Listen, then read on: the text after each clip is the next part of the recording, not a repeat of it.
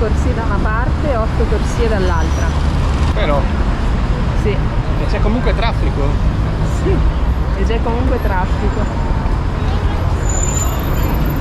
È il nostro secondo giorno a Buenos Aires. Qui siamo all'Obelisco, famosissimo. È da 100 anni che è stato eretto.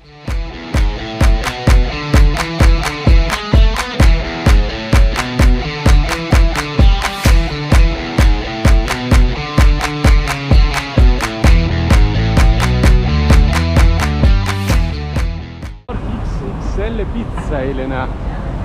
Ah, ma hai notato che ci sono un sacco di teatri? Questa è la via dei Questo qua è teatri. il teatro. Tutte le copertine dei Rolling Stone, di Rolling Stone. Sono gli Iron Maiden, amore. È un gruppo musicale, tesoro. E cosa canta? Cantano, amore. Tu canti? Che cosa fai tu, amore? Ballo. Tu balli. Ah, ottimo.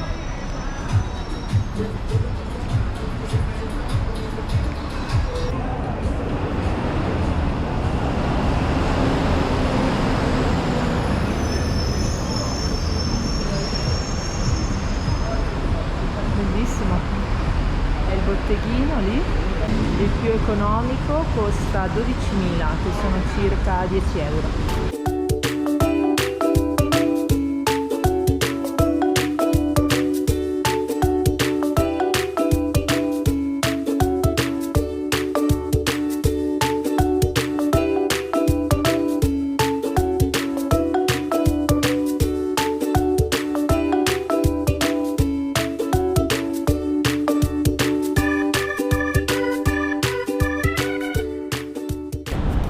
Anche i marciapiedi sono enormi a Buenos Aires.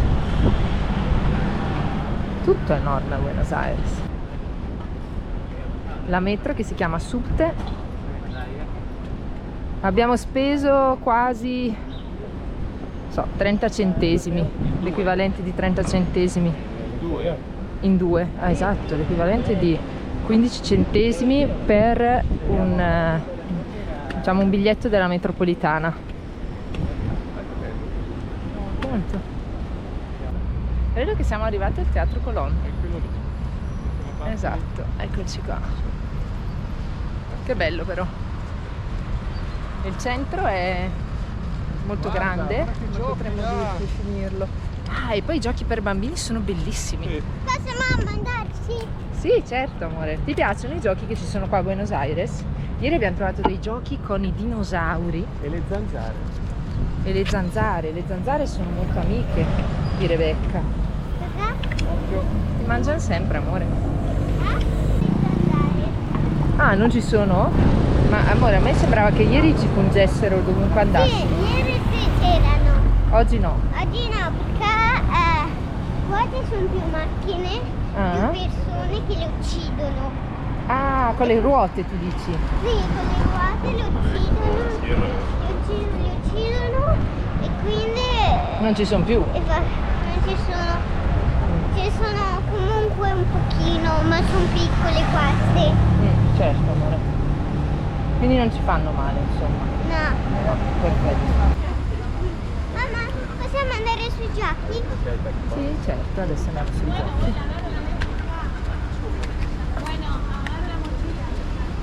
Ecco una Rebecca selvatica che cammina su questi enormi marciapiedi. Ciao! Ciao. Come state? Il Teatro Colón è considerato uno dei più incredibili teatri d'opera che sia mai stato costruito e acusticamente è posto tra i 5 migliori teatri al mondo. Questo in realtà è il secondo Teatro Colón, in quanto l'originale sorgeva nei pressi della Plaza de Mayo, dove attualmente sorge la sede centrale del Banco de la Nación Argentina. Dopo la chiusura della prima sede, vennero stanziati dei fondi per la costruzione di un nuovo teatro. I lavori iniziarono sotto la direzione di 2 italiani, l'architetto Francesco Tamburini e il suo allievo Vittorio Meano. ma si bloccarono subito per problemi politici e l'assassinio di entrambi gli architetti. Il teatro venne inaugurato circa 10 anni dopo l'inizio dei lavori. La cerimonia ebbe luogo il 25 maggio del 1908 con la rappresentazione dell'opera Aida, messa in scena dalla Gran Compagnia Lirica Italiana di Luigi Mancinelli. In occasione del suo centenario è stato completato il restauro. Attualmente è possibile visitarlo tramite un tour guidato a pagamento. Meraviglioso albero, enorme, bellissimo. Guarda, hanno messo anche un sostegno per il suo ramo, che bello, bellissimo.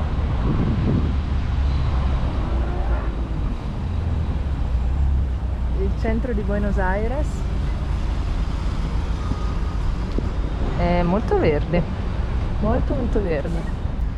C'è la pubblicità contro la dengue perché purtroppo in questo momento c'è un problema con la dengue sia in Brasile che qui in Argentina. Le zanzare sono davvero imbestialite, ecco. Cioè proprio non ci si può fermare un minuto che già ti sono contro. E quindi bisogna stare attenti. Ah, guarda, mettiti lì, ascolta papà.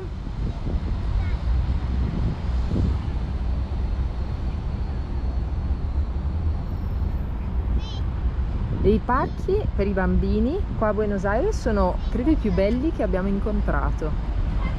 Belli, grandi, nuovi, diversi rispetto ai soliti, con attività differenti da fare, proprio belli. Non c'è che dire, è una città molto curata.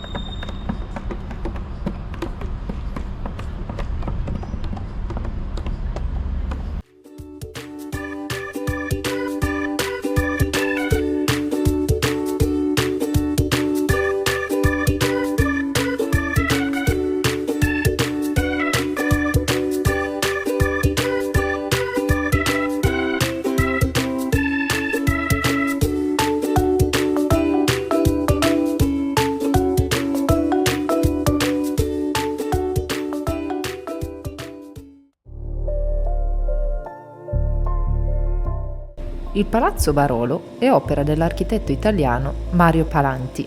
Venne creato su richiesta di un imprenditore tessile, Luigi Barolo. Inaugurato nel 1923, fino all'inizio del 1935 è stato l'edificio più alto della città e del Sud America. Questo edificio viene definito Danteum, ovvero un monumento ispirato a Dante Alighieri e alla Divina Commedia. La pianta dell'edificio è costruita in base alla sezione aurea e al numero aureo. Il palazzo si compone di 3 parti, corrispondenti a Inferno, Purgatorio e Paradiso. In cima si trova la cupola ispirata a un tempio indù, dedicato all'amore, e rappresenta l'unione tantrica tra Dante e Beatrice, sopra la quale è posto un faro. Il palazzo è alto 100 metri, così come sono 100 i canti della Divina Commedia. Vi sono 22 piani con 11 uffici per piano. Il numero 11 è pari alle sillabe dei versi danteschi. In tutto il palazzo vi sono citazioni della Divina Commedia e passi della Bibbia, e l'inaugurazione è avvenuta nella data dell'anniversario del poeta. La volta centrale è posta su un punto bronzeo, sul quale originariamente era collocata la statua di un condor con il corpo di Dante elevato in paradiso. L'attuale proprietario del pezzo è un collezionista di Mar del Plata, che rifiuta di venderlo ai proprietari dell'edificio. Palazzo Barolo, eccoci al Palazzo Barolo, il Palazzo dei Furti. Ma smetti. Costa un po' tanto entrare, costa circa 12 euro persona, e questo è il palazzo gemellato col palazzo che abbiamo visto a Montevideo. E in alto, in cima, c'è un faro che viene acceso tutte le sere, e lì praticamente questo doveva comunicare con il faro che c'è in alto sull'altro palazzo di Montevideo.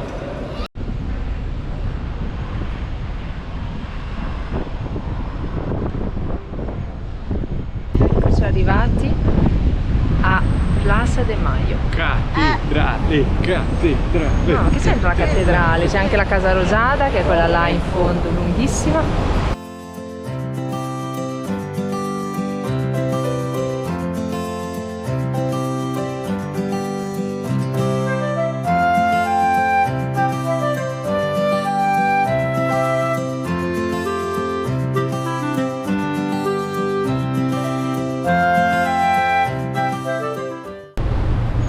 Entriamo nella cattedrale metropolitana di Buenos Aires.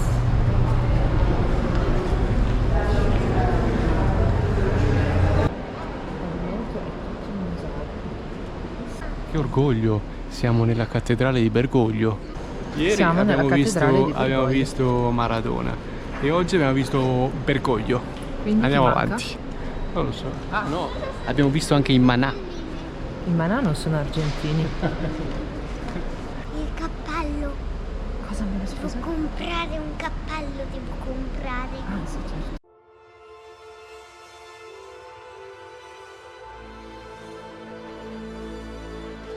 José de San Martín è una delle figure più importanti in tutto il Sud America. Nato nel 1778 a Yapeyú, una località in provincia di Corrientes, nel nord dell'Argentina, è stato un generale, patriota e rivoluzionario argentino. Dopo aver compiuto gli studi militari e aver combattuto in Spagna, nel 1812 si imbarca per Buenos Aires. Assegnato con il grado di tenente colonnello, concepì il piano di emancipazione delle colonie sudamericane dalla madrepatria spagnola. Morì in Francia nel 1850 ed è considerato insieme a Simón Bolívar tra gli artefici più importanti della fine della colonizzazione spagnola in America Latina. L'Argentina lo onora come padre della patria e lo considera eroe nazionale. Il Perù gli riconosce il titolo di liberatore del paese, nonché di fondatore della libertà del Perù, fondatore della Repubblica e generalissimo. L'esercito del Cile gli riconosce il grado di capitano generale.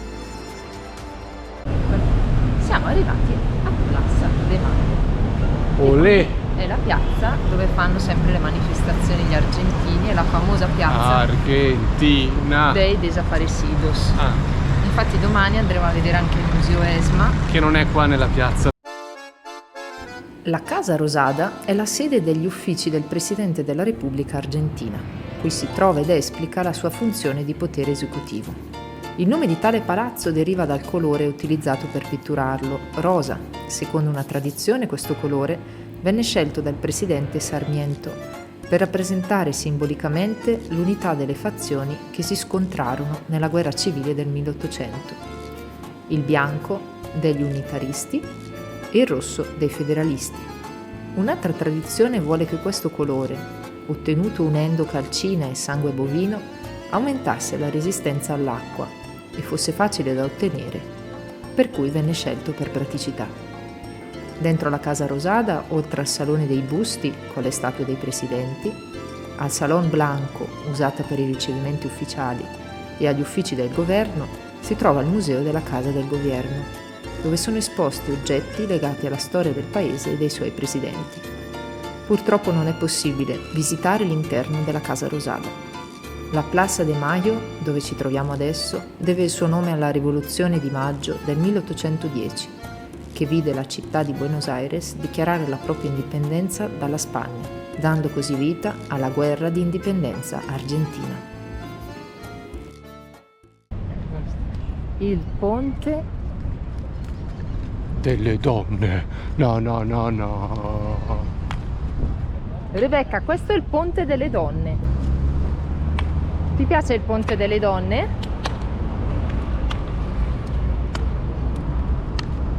Nessuna risposta. Il ponte de la Mujer, o ponte della donna, è stato inaugurato nel 2001 e realizzato dall'architetto spagnolo Santiago Calatrava.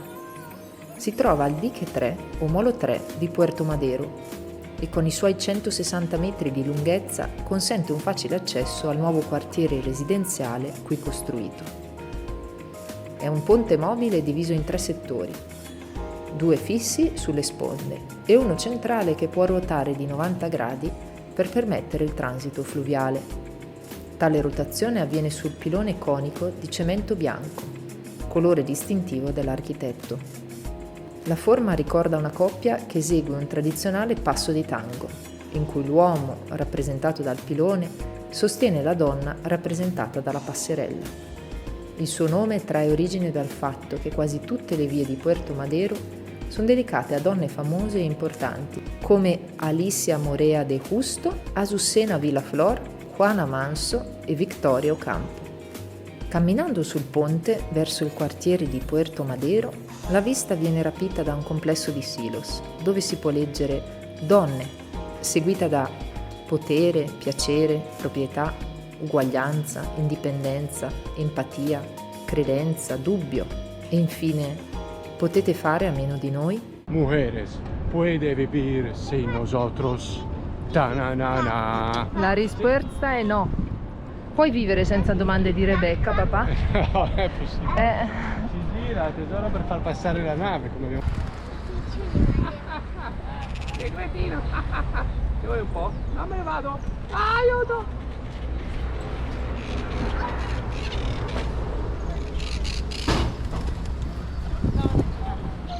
Guarda che roba, hai visto l'acqua?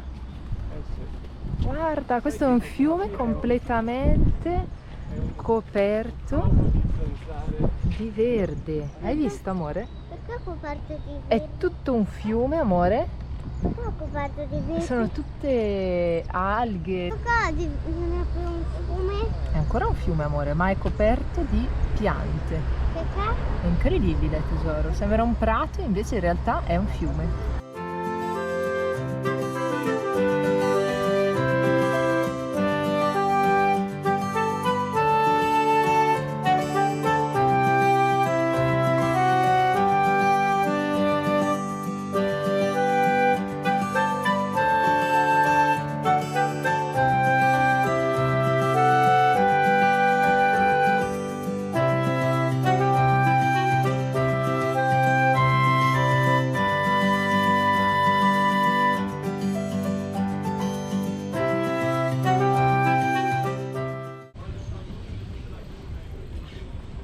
Eccoci. Questa è la riserva di Parco Maldonado. La riserva della dengue. La riserva delle zanzare. Vediamo se ce la facciamo a fare un ricorrido. Allora, che cammino possiamo fare? Possiamo fare questo. Ah sì, ah sì, ah sì. Che dici? Eh? No, dall'1 Al 7, poi? 2 Sì, poi? al 4 Sì, poi? al 3 Sì? Dappertutto. Andiamo veloci. 14. al 4. Andiamo. Non possiamo stare fermi, dobbiamo stare in movimento, Rebecca. E appena la farmacia ha di nuovo il repellente per le zanzare, comprarlo. Non aveva repellente per le zanzare oggi la farmacia. Grazie farmacia, noi l'abbiamo finito. E attendiamo di averne un altro. Yuppidù. Ecco tutti gli animali che potremmo vedere qui. Un sacco di uccellini. Abbiamo visto anche che si potrebbe vedere anche dei serpenti, amore. Tengo miedo No, perché? perché ti muerde.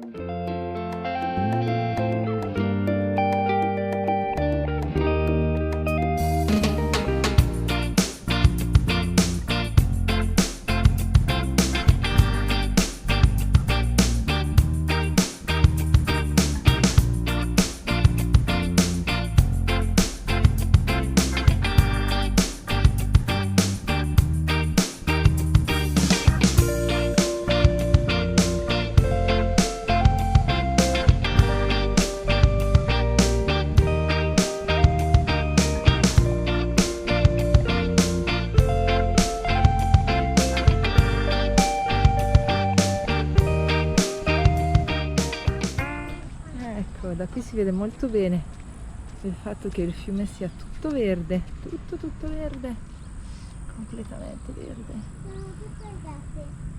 Tutte alghe, sì. Ma? Elina?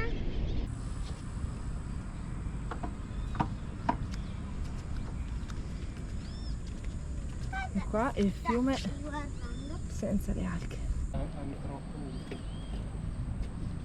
Dov'è? Ah sì, che carino!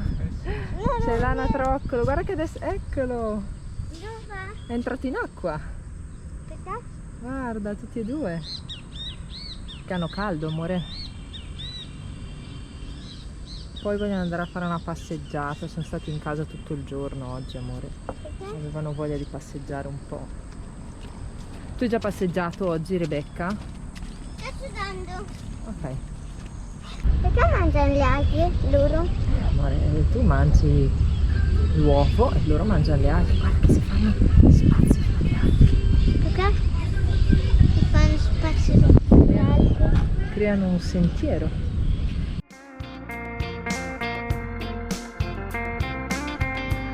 E con i perché di Rebecca noi vi salutiamo.